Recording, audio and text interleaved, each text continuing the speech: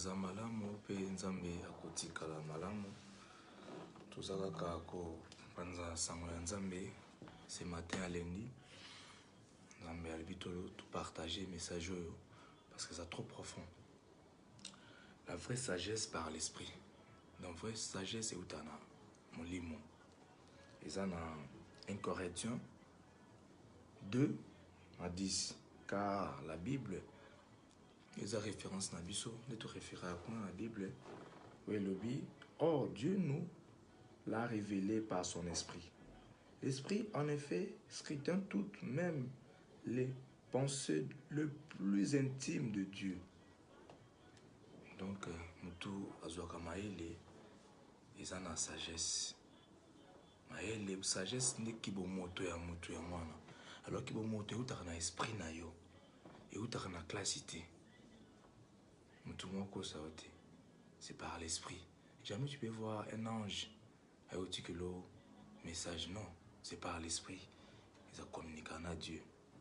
Donc nzamba za malamu tolinga nzambe. Tutika semeno aboka nzambe. Saint-Esprit nda conduire biso. Tutika à chaque temps dans l'esprit de Dieu. Parce que l'esprit de Dieu ndé ya monde epesaka biso makasi. Ya ko partager message nzambe. Eza lendi moko nzambe asepeli kaka to solo na bino bana nzambe. Eza pona lisolo to solo na YouTube na biso. YouTube na page na biso ya YouTube, site na biso ya YouTube ko to betika pichu likofata. Nzambe alobelaka mutu nyonso par l'esprit. Alors il faut pas qu'on doute au esprit yebisaka yo. Quand l'esprit dit fais ceci, il faut obéir. Laisser sacrifice et pas nzambe ezaka respect na obéissance. Nzambe alingaka. Bon nzambe otika jamais komona nzambe abimelo comment comme yo lingité. Pour y ça la volonté nae. Ça la mamono sur la volonté nae.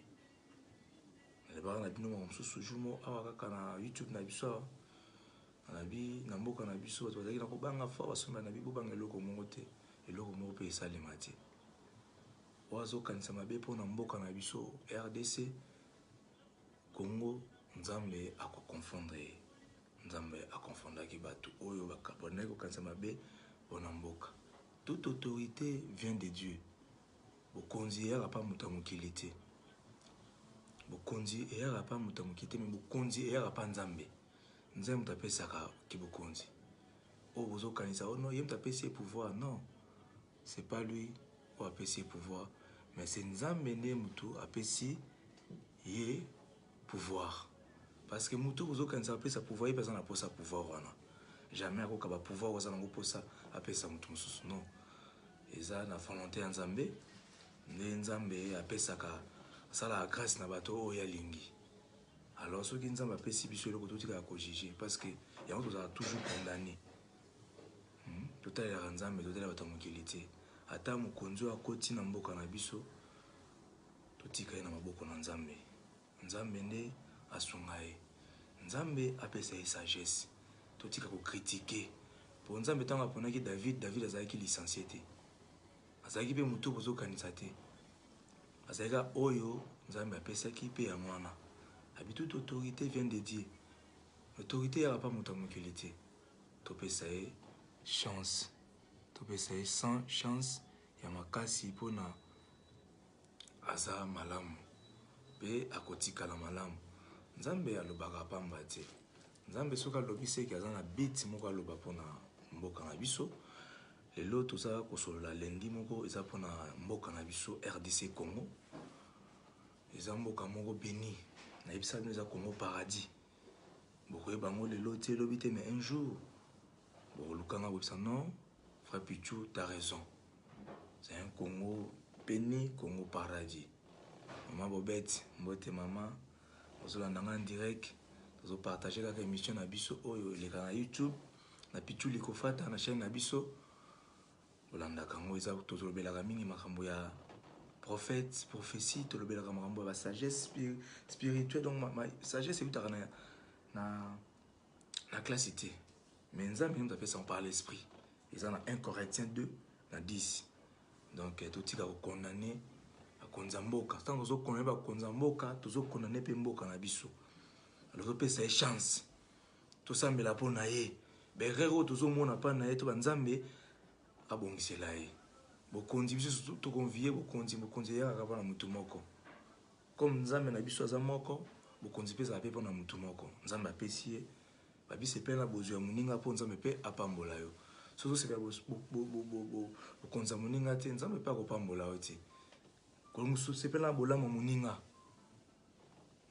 nzambe apesi ye chance wana ayebi pourquoi apesi ye tokojuge te parce que tosengi nzambe ayokaka mpe ayoki asali oyo esengi ke asala alors toza na eloko moko koloba wana te fo biso kaka tokumisa ye epe totika mboka na biso na maboko na nzambe po nzambe aza malamu nzambe asalaka makambo pamba te nzambe asalaka nyonso avec bit ntango naza koloba wana naza na papier moko aya te mais naza na bible mpo na référence na biso pourquoi on référer parce que un prophétie il faut ezokokana na bible nzambe aponaki licencié te doctorant te mpo azala mokonzi azala roi aponaki david azalaki ne kobokola banyama azalaki ne artiste me nzambe azwi abi ya kokoma mokonzi nzambe asalaka makambo na ndenge na ye alors so tozojuge nzambe tozojuge nde mokili alors kongo mpe etambola te topesa ye chance tosengaki nzambe oyo bosengi bozwa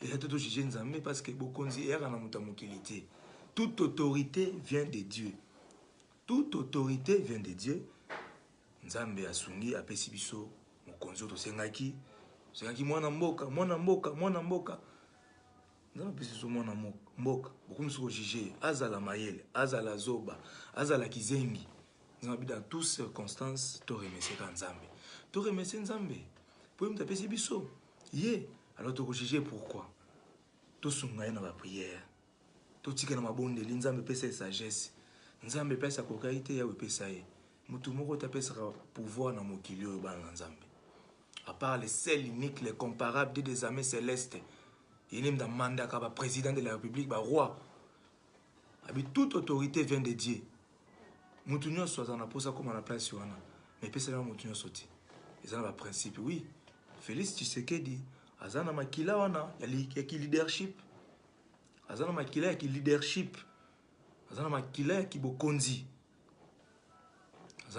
kibokonzi parce que toute autorité vient de Dieu papa na ye akufi mpo na mboka wana Congo ase sacrifié vie na ye nyonso na mpona kolobelaka bakongolais mais babi efuta nyonso efutaka ata lelo efuti lelo te après yango moni bana mboka bozokomprendre makambo te bolingi bolanda kaka mbala moko non ya lelo lobi buka lelo lamba lobi ezalaka susu te ya buka lelo lamba ezalaka susu te nzambe aza malamu papa na ye asufri mpo na mboka oyo bakangi ye tomoni babeta bafimbu banini batie na bakasho batindika ye banini mais ye moko abénéficie tabi babi génération à génération totika kokondane ta tozokondane ye tozokondane mboka na biso motu moko te apesaka bokonzi parce que motu oyo kasapesi ye bokonzi ye mpe azoenvie bokonzi wana parce que ntango biro azokanga bavion na ye azosala boye parce qu'il a envie mais nzambe abi yo te achange tosengaki na nzambe changement nzambe ayebaki oyo akopesa biso tosotandaki mpe mpa na ye te ke mais nzambe apesi ye alors tosala nini tokumisa nzambe apesaka bokonzi nyonso na technique apesaka bafaçon na ye nzambe ayebi opesa bapouvoir na ndenge na ye alors topesa ye chance parce que soki tokondane kaka bon mboka so evance ndenge nini nzambe aza malamu mpe nzambe akotika malamu lili lema okapi malonda salutation nayebi ozolandanga kuna pesa bokulaka mbote ozolobela kaka makambo oyo nzambe arevele biso na butu tolobela mpo na mboka totika mboka te kala badiscussion tokolonga mboka te nzambe apesi ye chance alobi na bible toute autorité vient de Dieu bokonzi eyaka mpa na bato ya mokili te bokonzi eyaka mpa na nzambe apesi ye bokonzi alors tokumisa ye totika nzambe tosunga ye na bapriere tosunga ye na bamakambo ebele tosengaki mwana mboka nzambe abi boye wana tokojuge nzambe te parce que toute autorité vient de Dieu bokonzi moko te eyaka mpa moto ya mokili même moto ozokanisa nzambe apesi ye non jamais bokonzi eyaka mpa nzambe kozala président de la République il faut kaka nzambe nde apesa yo yango alors nzambe apesi alors totiaka ma prière nzambe asunga mboka na biso Congo oyo eza Congo paradis c'est un Congo béni. Au or et botaka yango moko. Mais vous comprenez, or et bota yango moko. Colton et bota yango moko. Bois kindunda yango boti. C'est un Congo paradis. Mboke botaka diamant. Mboke botaka colton, botaka uranium. Mais bananzambe, c'est Congo paradis. Dieu est bon, Dieu est bon. Ma sœur Nanette, le kofe, nzamba za malamu. Toza kolobela kaka o eza nécessaire pour na mboka na biso Congo RDC. Topesa bokonzi o nzambe apesi. Nzambe dans toutes circonstances, to remercier ka le bon Dieu. C'est pas pour rien que nzambe yatininga ce matin lundi na kolobela kaka pour na mboka na biso, c'est pas pour rien. Je suis le prophète de la nation. Dieu m'a choisi pas pour rien. Nzambe ni m'a révélé ngango na 1 Corinthiens 2 10. Oh, la Bible nous dit, pour te référer toujours dans la Bible, or Dieu nous révèle par son esprit. Et l'esprit, en effet, scrutine tout même les pensées les plus intimes de Dieu. Et ça va penser en Zambé. Tu peux ça chance. Tu sais une chance. Mais alors, on a en direct. On a partagé un message. C'est urgent. On a Zambé comment ta comment. Nzamba za malamu. Tu sais pas pour nous na biso Congo RDC. Congo paradis. Mboka oyo botaka diamant. Mboka oyo botaka uranium, colton, or. Ah, robo chique. Bana nzambe tolinga nzambe. Nzamba za malamu. Nzamba pona congolais pambati. Yango tozaka fier na monoko na biso lingala. Po yango ndeza langue internationale. Hébreu. Lolo toyeba hébreu pona ba David. Rien n'est possible à Dieu. Langue tozolo ba lelo lingala, obotama congolais sepela. Doba ke naza béni. Parce que botana mboka moko béni. Après Israël, c'est Congo paradis. Tout ça qui est nzambe, tout les mingi nzambe, tout ça na posa mokonza mboka. Toute autorité vient de Dieu. Nzambe appelle si tout ça, il va dire nzambe te. Nzambe dans tout ce comme ça, tu remercies quand nzambe. Oh appelle si biso. Attends monter mano c'est peli tel baga merci Seigneur Jésus. Parce que biso tout ça na posa za mokonzi, mais nzambe pona andi mokonzi yemoko. Asia na ngane net atosha. Le kofe na Lausanne.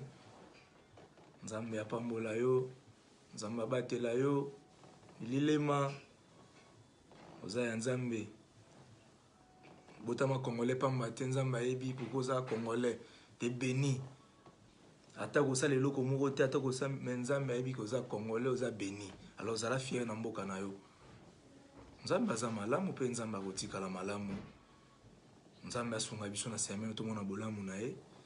Nzambe apesa biso oyo eza inantandi tozwa yango po tokumisa nzambe. Nzambe alekisa ke toza ba béni, toza ba congolais. Nzalo ba message ba congolais RDC. Nzalo ba na langue nationale na biso oyo tolobaka lingala po mutu nyonso ayoka. Eza Congo paradis, Congo béni, mboko ebota or, diamant. Nzambe aza malamu, pe nzambe akotikala malamu. Kotikala malamu ke tika te yo zu chance ya kolanda ngai en ce moment ce lieu nzamba pambola amonisa oyo mona te na vie na yo o témoin ke nzambe aza malamu pe akotika malamu oza congolais oza béni c'est Congo paradis to pesa chance to samela pona ye akokisa posa motema ya biso bato ya mokili posa tozana posa ya changement nzambe apesa ye maele ayeba ko changer o posa bana mitemo nzambe apambola bino Bokulaka Jacques Kofe na Lausanne. Mon grand frère propre. Nzambe apambola yo yaya. Nzambe alingaka yo oza élu de Dieu. Ataba ko bundisa me ba tika kolonga yo te. Oza choisi de l'Éternel Rose Toulouse. Nzambe apambola bino, pambola pe mwasina ngai Clarisse Likofata. Nzambe asunga ye apesa posa motema na ye. Alongola ba distraction.